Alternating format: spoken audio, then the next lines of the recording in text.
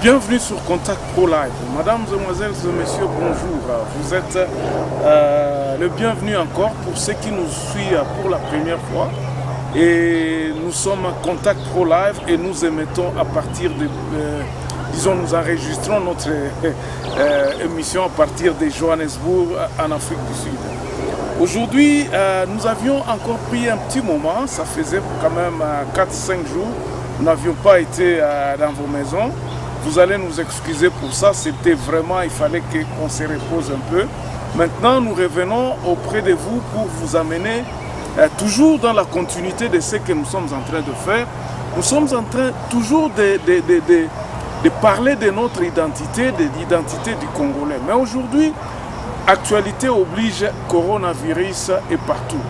Nous allons en tout cas vous demander de suivre les mesures que les autorités ont mises en place. Ici à Johannesburg, c'est pratiquement la même chose qu'à Kinshasa. Donc les rues sont désertes, on a interdit les manifestations, les églises sont fermées. Donc il y a beaucoup de choses qui sont en train d'être, qui tournent au ralenti présentement.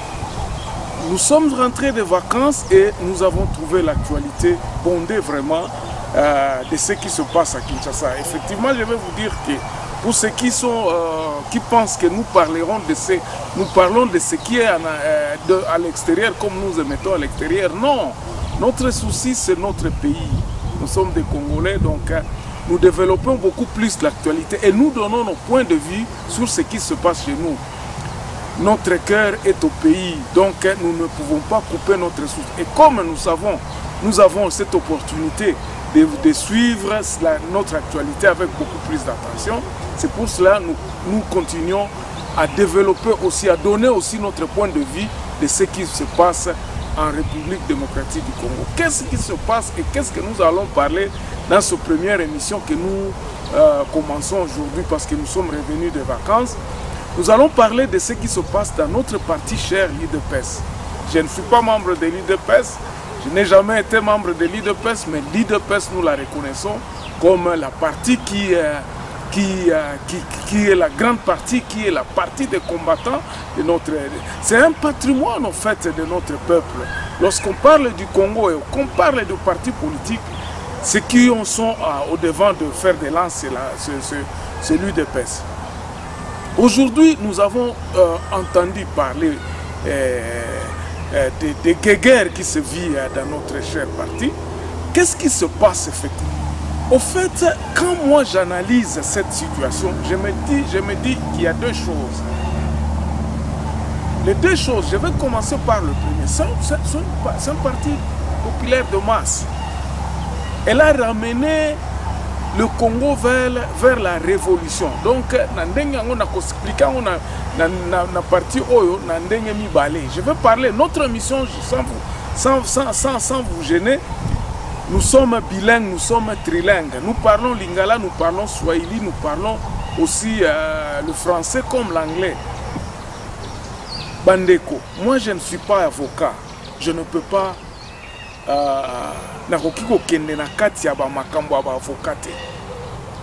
IDPS eza parti à mounen eza na ba intellectuel comme eza na ba adhérent oyo ya classe nyonso. Classe sociale nyonso eza ko se retrouver na IDPS. Créé par des intellectuels, classe nyonso ya population eza ko se retrouver na kati. Na batu ya mayele, na batu bazanga mayele. Mais maintenant, na parti ya liboso yango nazoloba ke non. Parti oyo, parti politique doivent être, il faut ezala diriger na bato ya bwanya, bato oyo bazana mayele ya ko encadrer maswana te. Omoni soki parti ekomi kozala diriger na bato oyo baza ko utiliser mayele te. En tout cas ko sombre te. Si l'IDPS est arrivé donc, Kangi Bakwe Nyoso, parce qu'il y avait des gens intellectuels, Bato Abwanya Oyo, Bazaki Nakatia, il y a parti Oyo, pour diriger IDPS. Alors, comme Bato Nyoso tout Baza Nakati, il faut que Luka, moyen Nyoso, ya ko rassembler Bato Wana Nyoso. l'intellectuel oyo bazaki kosala basalaki ba statut ba mikanda o bayebi ke non pona ko diriger parti ya boye toki ko diriger yango te na ndenge ya ndenge wana bato abwanya bavanda basala ba statut batia yango wana o balandelaka yango. D'autre part komba nini yango eza kosalema na UDPS oyo bato nyonso tu baza ko déplorer qu'est-ce qui se passe ba gegero wana eza kosala ndeni. C'est de la part de notre culture bande konabiso. L'UDPS a voulu balongwa na eloko wana ba fanatisme eloko wana nde gegero wana eza koleka mikolo na UDPS parce que soki 20 oyo eleki l'UDPS ekozala na place net ya ba ANC ekozala na place net ya ba grand parti na ba pays mususu.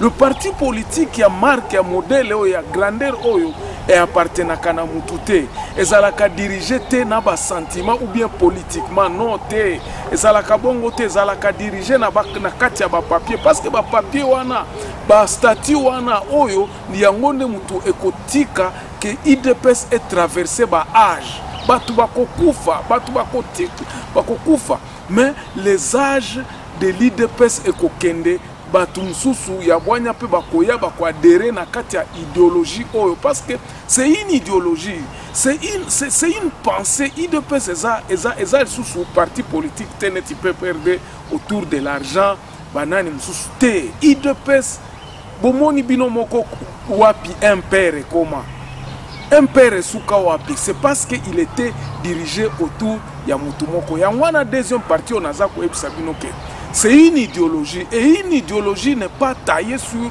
la mesure d'un homme. Au moni combat oyo za lelo eza ndenge nini. Une partie de ces gens-là sont des conservateurs oyo bazo kanisa ke non.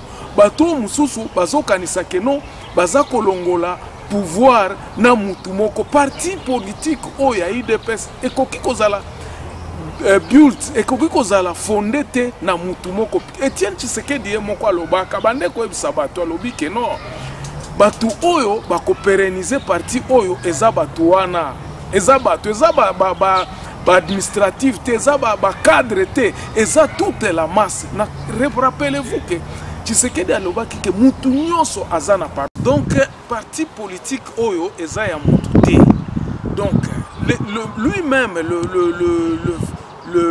le fondateur, donc le président, ou a tikalaka na UDPS bande koloba yango que ba cadre nde ba cadre ou bien ba baza à la tête ou bien ba secrétaire général baza ko eza bango te mutu bako pérenniser parti oyo eza ya mutu te pour l'instant. C'est ainsi donc vous allez voir ce combat qui se passe eza combat eloko wana soki UDPS aleki eloko oyo et kozala très salutaire pour na parti politique oyo na ndenge nini na sorte que nous iba kozala sikoyo contre ya mutu na mutu ayeba mikanda na bango ba statut na bango ezoloba nini parce que selon moi parti ya Kabuya bazomona ke non parti oyo ya ba Jacquemain na ba Chilumbu bazokanisa ke non balingi balongola président Félix Tshisekedi na pouvoir non eza bongo te. Moi je pense que les autres ont le souci que bango nyonso tout ba respecter mikanda. Moi ça c'est mon point de vue. Alors bato ya bakabuya bazokanisa ke no bato wana balingi ba comploter pour que Tshisekedi a revenir te na 2023. Non. Les structures du parti tant qu'aujourd'hui bakoki kozwa président mususu oyo akoki kozala na ba prérogative nyonso ya président oyo akoki kozala à part président de la République ils supporteront ezoloba te ke non président parti nde ye moko mutu akozala président de la République non l'UDPS continuera à supporter Félix au-delà même ce qui a postulé encore pour un deuxième mandat et kozala bien te baluka sous baluka parce que l'UDPS devra se réunir pour présenter encore un autre candidat. Tshisekedi Félix aura encore cette opportunité qu'il a encore un mandat à remplir. Pour comprendre en aussi. L'UDPS, ce qu'ils ont dirigé Malamu Lelo, écoute, pourquoi pas abandonner Moutouna Bango, ils pourront encore le représenter. Ils pourront encore le représenter. Na Kozala Pe, na président Moussoussou, Oyo, il y a parti. Donc à ce moment-là, ça l'élection mi-balé na congrès vers la fin 2022 ou bien 2023 tant qu'on va élection, congrès mususu faut zala pour élire président de la République, na candidat à la présidence de la République, na congrès ya élire le président au mususu. Bon, ici par exemple en Afrique du Sud, tout le monde a Kayango. C'est la même histoire qui est en train de se passer na IDPS.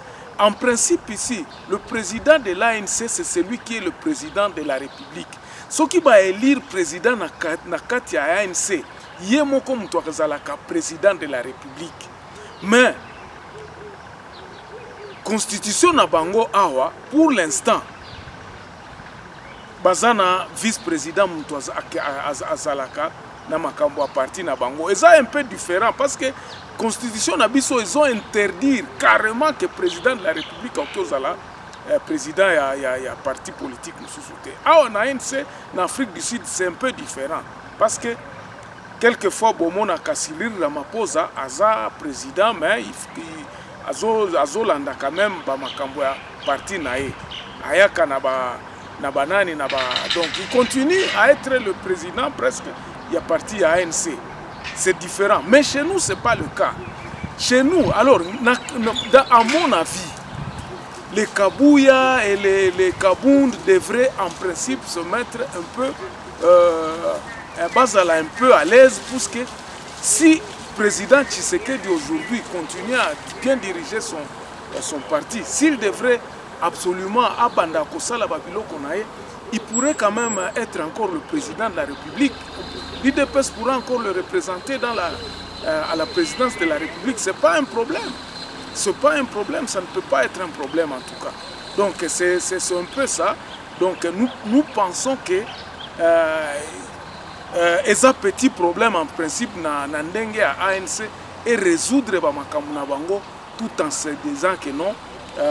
Si aujourd'hui IDPS est un président ou akoki ko banda ko kamba bango akoki ko kamba bango et puis à la fin lorsqu'il s'agira d'élire quelqu'un pour la présidence de la République basa la élection et puis ekozala au même moment na mandat ya mutu oyo soki ba élire le président de la République lelo ekozala na même mandat akozala peut-être na mandat na mususu oyo ti peut-être 2025. Alors, ekobanda kopesa tempo mususu ke le président de la République tango azokende soki IDPS supporter moko kona pona président de la République bakozala na président mususu ya UDPS. C'est pas un problème, ça pourra se résoudre. Alors na babilo kwana nyoso eza vraiment guerre eza kosalema ke tout ce bon monde va comprendre que non bakoki ko résoudre le problème wana eza na président et parti na président de la République qui est membre de ce parti politique qui pourront supporter. C'est pas un problème. Donc dans la deuxième partie maintenant, nous reviendrons sur le fait que le mal qui se trouve dans l'UDPS, j'essaierai un peu de développer le mal qui se trouve dans l'UDPS au eza kotinda ba guerre nyoso oyo. Donc c'est un peu ça quoi. Donc, je vous donne donc tout pour aujourd'hui. Donc, on va s'arrêter là aujourd'hui. Et on revient dans la deuxième partie où j'expliquerai ce que je pense que l'UDPS devrait faire en connivence, dans l'expérience autozo mona, partie minene. Et ça, la capona pour résoudre les problèmes aux anakati à partir. Merci, on se revoit pour la semaine prochaine ou bien dans le prochain numéro.